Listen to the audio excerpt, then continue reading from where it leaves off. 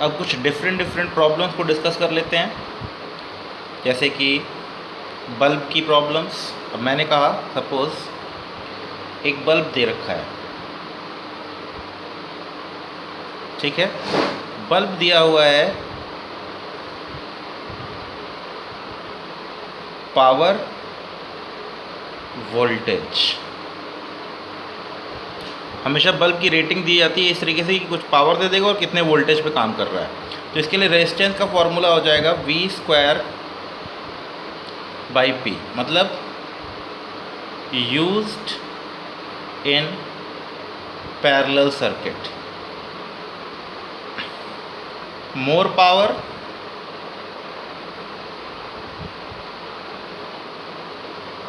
Less resistance. लोगों के दिमाग में ये आता है कि छोटा रेजिस्टेंस तो छोटी पावर, लेकिन वो सीरीज़ कॉम्बिनेशन के लिए होता है। पैरेलल कॉम्बिनेशन में लेस पावर अगर है तो मोर रेजिस्टेंस है, और मोर पावर है तो लेस रेजिस्टेंस है। मतलब अगर आप सर्किट के लिए आपकी पावर की रेटिंग दे रखी है तो आपसे कहे कि 100 वाट 220 वोल्ट और 50 वाट 220 वोल्ट, दो बल्ब हैं, किसका रेजिस्टेंस ज़्यादा होगा? Resistance of R50 greater than R of 100 वाट, ठीक है। तो इसको बेसिकली ध्यान रखिएगा, जब भी कभी रेटिंग दी हुई है तो पावर की रेटिंग दी हुई है अगर वोल्टेज के साथ, तो इसका मतलब वो पैरेलल कॉम्बिनेशन के लिए बल्ब यूज़ किया जाएगा। अब इन दोनों को सीरीज़ में यूज़ किया जाएगा तो क्या होगा? Used in parallel. अगर दे रखी है पावर एंड करंट तो ये यूज़ होगा यूज्ड इन सीरीज़, और resistance is equal to power by I²। इसमें सिंपल कंसेप्ट चलेगा, मोर पावर, यहाँ R प्रोपोर्शनल टू 1/P है, यहाँ R प्रोपोर्शनल टू P है। मोर पावर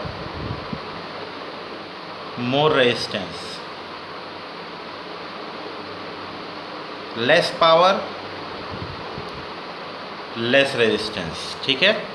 और अगर अब मुझसे कोई क्वेश्चन पूछे तो रेटिंग पे ध्यान देना है कि पावर की रेटिंग अगर दी हुई है तो पावर वोल्टेज में जनरली रेटिंग दी हुई थी। अब कौन सा बल्ब फ्यूज़ करेगा? जिसमें पावर ज़्यादा जनरेट करेगी। फ्यूज का मतलब हो गया उसकी रेटेड पावर से ज़्यादा करंट अगर उसमें जाएगी, रेटेड पावर से ज़्यादा, bulb will fuse when power is greater then rated power. मतलब अगर पावर रेटेड वैल्यू से ज़्यादा अप्लाई की जाएगी तो उस कंडीशन में, उस केस में उसको फ्यूज होने की पॉसिबिलिटी ज़्यादा हो जाएगी। जैसे एग्जांपल देखते हैं, अपने आप समझ में आ जाएगा। अच्छा, अगर Vp दे रखा है, V1 Vp1 Vp2 in series, more power become less and vice versa। मतलब देखते हैं, 100 watt 220 volt, 50 watt 220 volt in series,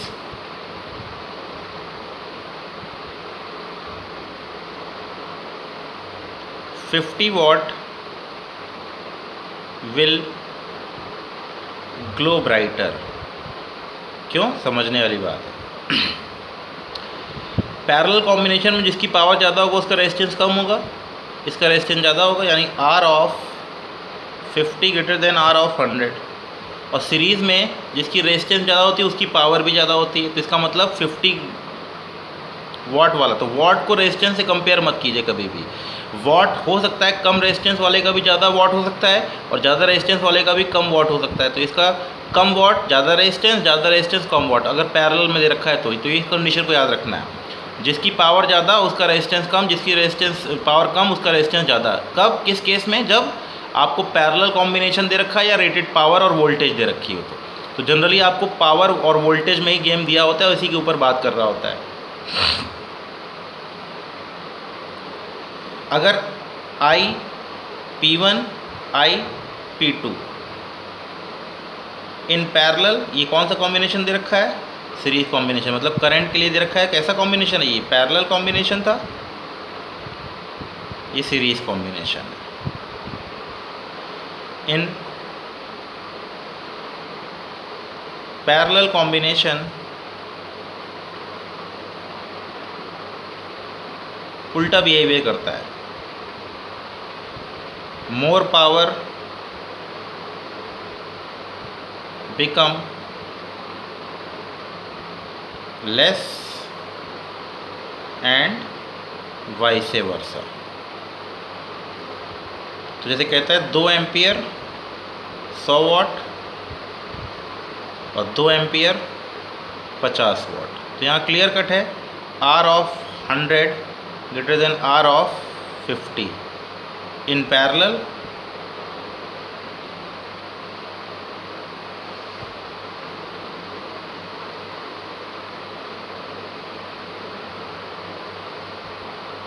less brighter. ठीक है। अब फ्यूज होने वाली कहानी, जिसमें से भी रेटेड पावर ज़्यादा जाएगी, तो इसके लिए मैं आपको एग्जांपल दूंगा कि आप इसका रेजिस्टेंस देख लीजिए, और रेजिस्टेंस देखने के बाद आप इसके हिसाब से काम करिए। देखिए जैसे एग्जांपल के तौर पे देखते हैं, अपने आप समझ में आएगा। तो सीरीज पैरेलल का ध्यान रखते हुए आप उसका रेजिस्टेंस कैलकुलेट करेंगे। पेपरों में देखेंगे, रात को आया भी था एक,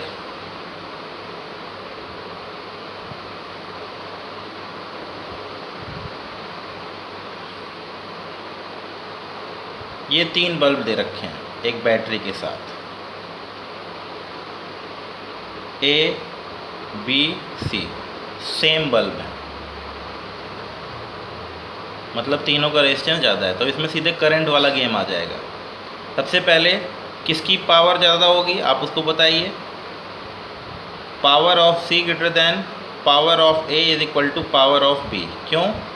R और R 2R, करंट आ जाएगी V/2R, इसमें करंट आ जाएगी V/R। तो power of C is greater than power of A is equal to power of B। इन दोनों में करंट सेम होगी, इसमें करंट डबल होगी। इधर रेजिस्टेंस डबल है, इधर रेजिस्टेंस हाफ है, तो इधर करंट हाफ हो जाएगी, इधर करंट डबल हो जाएगी। इसकी करंट अगर I है तो इसकी करंट 2I हो जाएगी, तो इसमें पावर ज़्यादा होगा। तो हमेशा रेजिस्टेंस कैलकुलेट कर लीजिए। अब एग्जाम्पल कहता है if B is short circuited. Short circuit का मतलब बल्ब गायब कर दिया, तब A become brighter, C remain same.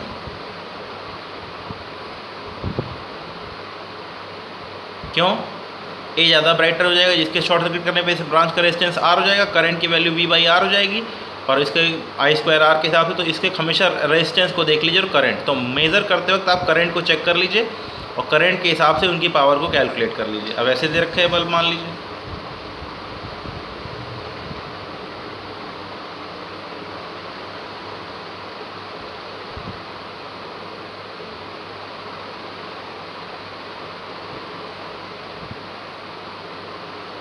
A B C, power of C greater than power of A is equal to power of B। क्यों? Current same resistance है, इसमें current double हो जाएगी। अगर A को शॉर्ट सर्किट कर दीजिए तो A और B दोनों शॉर्ट सर्किट हो जाएंगे, करंट को जाने का रास्ता मिल जाएगा, सीधे रास्ते से वो किसी, अगर उसको सिंपल रास्ता मिल जाएगा तो वो करंट के रेजिस्टेंस के थ्रू जाने की पॉसिबिलिटी को छोड़ देगी। तो A and B will short circuit.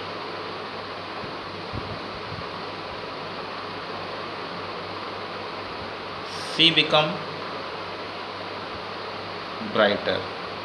अगर सी को शॉर्ट सर्किट कर देंगे तो इन दोनों में करंट ज़्यादा हो जाएगी, क्योंकि पूरी ब्रांच का रेजिस्टेंस कम हो जाएगा। पहले 3R/2 था, तो अब कितना हो जाएगा, R/2। तो इसमें करंट हो जाएगी 3 टाइम्स, इसमें करंट हो जाएगी 3 टाइम्स। पहले वाली जो करंट थी उसकी 3 टाइम्स करंट आ जाएगी, तो power will become 9 times 9 times. तो करंट भी हम निकाल सकते हैं। तो पहले काम है रेजिस्टेंस को चेकआउट कर लेना। अब पैरेलल में जोड़ा है, सीरीज़ में जोड़ा है, क्या है उसके हिसाब से। अब कहता है 50 वाट 220 वोल्ट, 100 वाट 220 वोल्ट, ठीक है। Joined in series with 440 volt.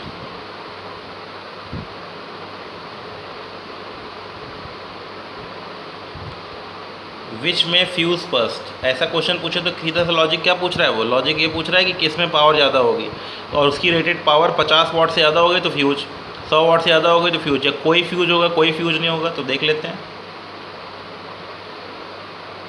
इनको रेजिस्टेंस मान लिया जाता है 440 वोल्ट। इसको बल्ब 1 ले लेते हैं, इसको बल्ब 2 ले लेते हैं, इसको R1 ले लेते हैं, इसको R2 ले लेते हैं। R1 इज इक्वल टू 220 का square by 50, R2 is equal to parallel combination दे रखा है, तो R2 इज इक्वल टू 220 का स्क्वायर बाई 100, ठीक है। अब 440 वोल्ट से जोड़ देंगे तो करंट कितनी हो जाएगी, पावर चेक कर लें। हमको पता है दोनों के क्रॉस का वोल्टेज अगर चेक करें तो V1 V2 चेक करिए। This is 2R, this is R। Voltage current के रेशियो में होता है तो 2 टाइम्स R। बल्ब जिसका कम वोल्टेज उसकी रेजिस्टेंस ज़्यादा, इसका ज़्यादा वाट उसका रेजिस्टेंस कम। तो V1 हमने पहले ही बात कर रखी है, करंट दोनों में सेम होगी तो voltage is proportional to R। तो 2/3 into 440, V2 is equal to 1/3 into 440। तो P1 power V1 square by R, 2/3 into 440 का स्क्वायर बाई 220 का स्क्वायर बाई 50। चेक कर लीजिए, 4 टाइम्स 4 दूनी 8,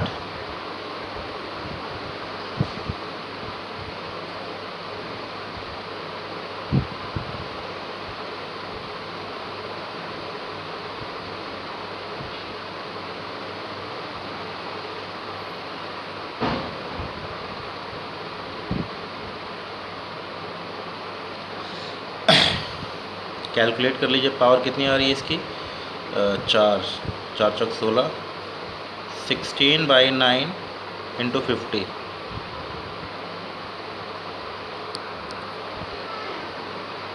it is greater than 50 will fuse.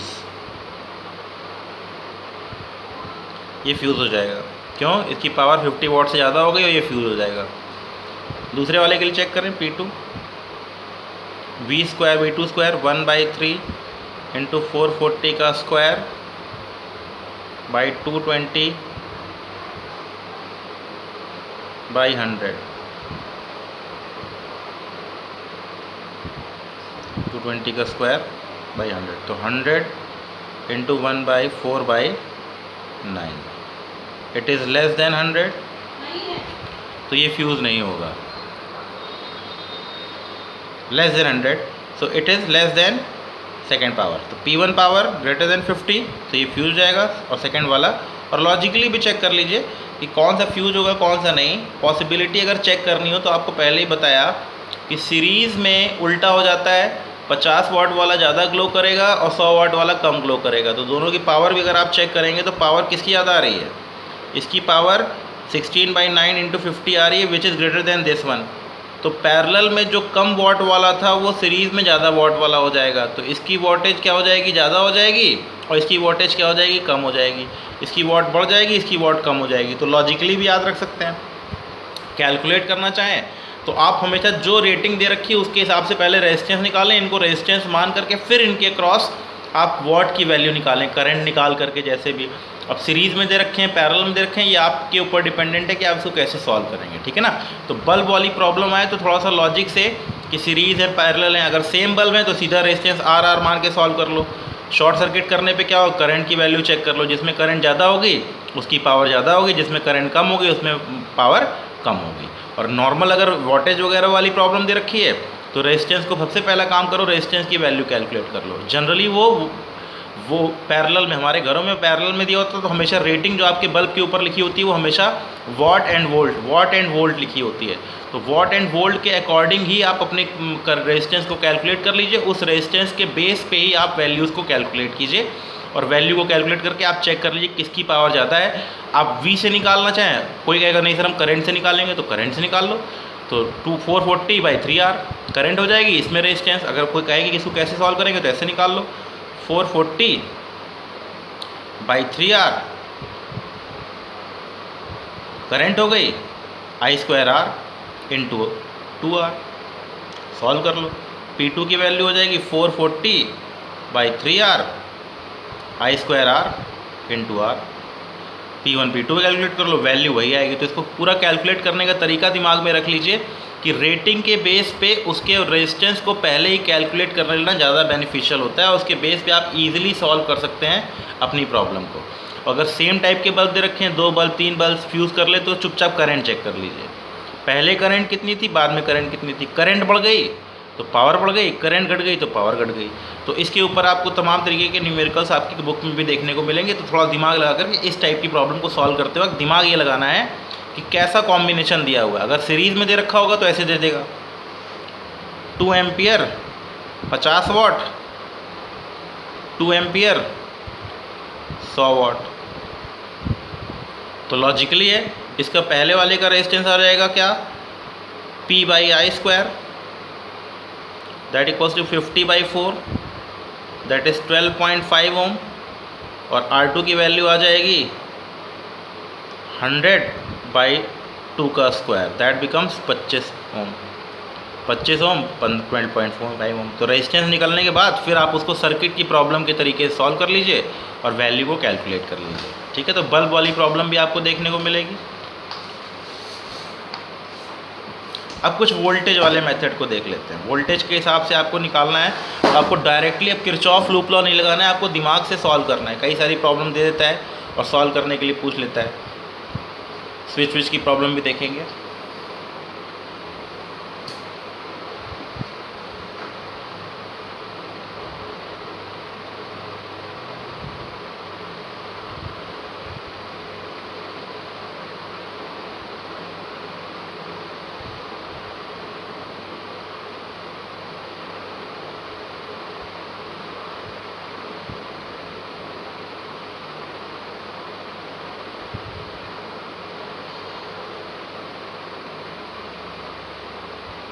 बीस वोल्ट, 10 वोल्ट, 5 वोल्ट, 10 वोल्ट, 1 ओम, 2 ओम, 2 ओम, ये दे रखा है मान लीजिए आपको। अब पूछ रहा है करंट बताओ भाई इन डिफरेंट ब्रांचेस में। तो किरचॉफ लूप लॉ तो था ही एक, दिमाग लगा कर उसके सॉल्व कर लेंगे। उसके अलावा अब एक दूसरा मेथड है बैटरी बूटरी वाला गेम। तो किसी एक पॉइंट को जीरो पोटेंशियल मान लीजिए, ठीक है। मैंने इसको जीरो पोटेंशियल मान लिया। तो let assume any point as A zero potential, this is zero. आगे बढ़ें, ये जीरो है तो ये कितना हो जाएगा, +10 वोल्ट हो जाएगा। ये +10 है, ये कितना हो जाएगा, +20 वोल्ट हो जाएगा। क्यों, यहाँ से यहाँ जंप करेंगे तो ये यहाँ से ऊपर गए तो पोटेंशियल बढ़ गया। कितना बढ़ गया, 20 वोल्ट बढ़ गया, तो ये 20 वोल्ट हो गया। अब ये 10 है, आगे बढ़े 5 वोल्ट और बढ़ गया, तो ये कितना हो गया, +15 वोल्ट। अब आपको सभी पॉइंट्स के पोटेंशियल पता है, तो करंट निकालना बहुत मुश्किल तो नहीं है। अब ये 20 वोल्ट है, ये 15 वोल्ट है, तो इसमें करंट कैसी जानी चाहिए, लोगों को लगेगा इस तरफ जानी चाहिए। This minus this plus this minus this बराबर क्या आना चाहिए, 5 आना चाहिए। तो दिस माइनस दिस बिकम्स -10 और this becomes, value wise check कर लें तो मान लेते हैं इसमें करंट है I1, A B C D, VA minus VC। Kirchhoff rule नहीं लगाना है, बस 2 पॉइंट्स को चेक कर लिया। VA माइनस VC बराबर कितना है, 20 माइनस 15 दैट इज 5 वोल्ट। कैसे, -10 प्लस 2I1, तो 2I1 इज इक्वल टू 15 और I1 is equal to 7.5 ampere. अब इस वाली ब्रांच में कितना आएगा, 15 और 0, तो करंट इस तरफ आनी चाहिए, हाई वोल्टेज से लो वोल्टेज की तरफ। तो 15, इसमें करंट 7.5 एम्पियर। क्यों, 15 वोल्ट का डिफरेंस है। अच्छा, इसमें दिमाग क्या लगाना है, इन दोनों के बीच का potential difference this minus this बराबर 15, तो दिस माइनस 10 और दिस माइनस दिस 2I1। जिस तरीके से आप किरचॉफ लूप लॉ में करंट की वैल्यू को निकालते थे, पोटेंशियल डिफरेंस को, तो इस टाइप की प्रॉब्लम भी आपको देखने को मिलेंगी। जैसे और देखते हैं,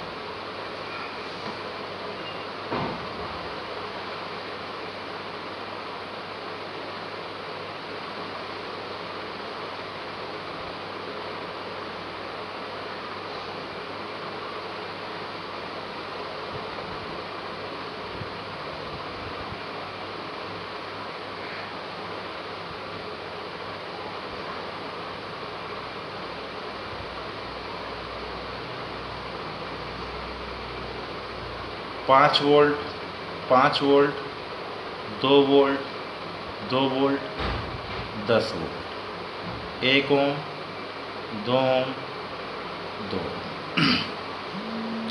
अब किन्हीं भी 2 पॉइंट्स के बीच का पोटेंशियल डिफरेंस भी पूछ सकता है।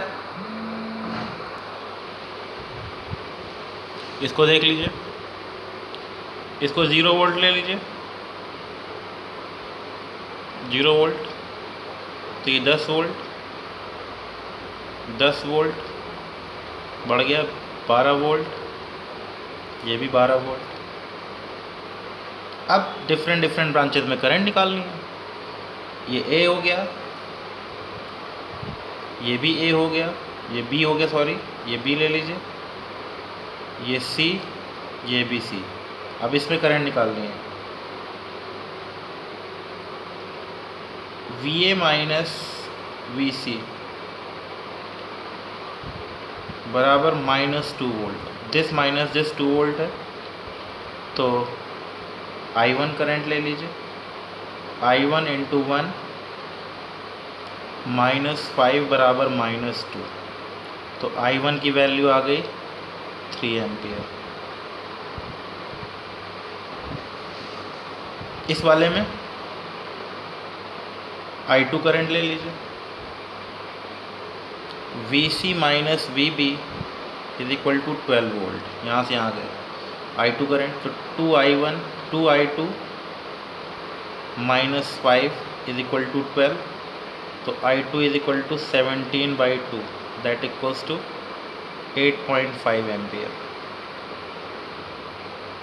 ठीक है, दिस माइनस 2 था, तो -2 होने की वजह से 1I1 minus 5, 1I1 minus 5 is equal to -2, तो I1 की वैल्यू 3 आ गई। अब इस वाले में चेक करो, इसको मान लो I3 करंट, तो 2I3 minus 2 is equal to 12 volt, तो I2 की वैल्यू आ गई 7 एम्पियर। तो अलग अलग ब्रांचेस में अलग अलग करंट, अब आप जंक्शन लॉ से करंट निकाल सकते हैं। इधर से कितनी जा रही, इधर से कितनी जा रही, सब सॉल्व हो जाएगा। अब इधर से आ रही थी कितनी, इधर से 3 एम्पियर आ रही थी, इधर कितनी जा रही है I2 की वैल्यू 8.5, तो इधर से कितनी जाएगी 5.5 एम्पियर। इधर से 5.5 जा रही है, इधर कितनी जा रही है, इधर आ रही 7 एम्पियर। 5.5 एम्पियर इधर, 7 एम्पियर इधर, तो इधर से कितनी आ रही है 12.5 एम्पियर। तो इस टाइप की प्रॉब्लम भी आपको देखने को मिलेगी। ठीक है, और बाकी अब थोड़ा सा डाउट्स वगैरह पे ध्यान देंगे। अब चैप्टर कंप्लीट कर लिया, इसको डाउट के तौर पे डिस्कस कर लेंगे। ठीक है, और न्यूमेरिकल वगैरह भी अभी मैं एक दिन क्लास लेता हूँ, शायद मोस्ट प्रोबेबली कल ही ले लेता हूँ, और जूम सेक्शन से कल क्लास लेता हूँ, कल या परसों में क्लास लूँगा। फिर मैग्नेटिज्म, पहले इसके ऊपर सारे डिस्कशन कर लेते हैं, उसके बाद फिर आगे मैग्नेटिज्म पे जंप करेंगे, उसके पहले नहीं। ठीक है, थैंक यू बच्चों।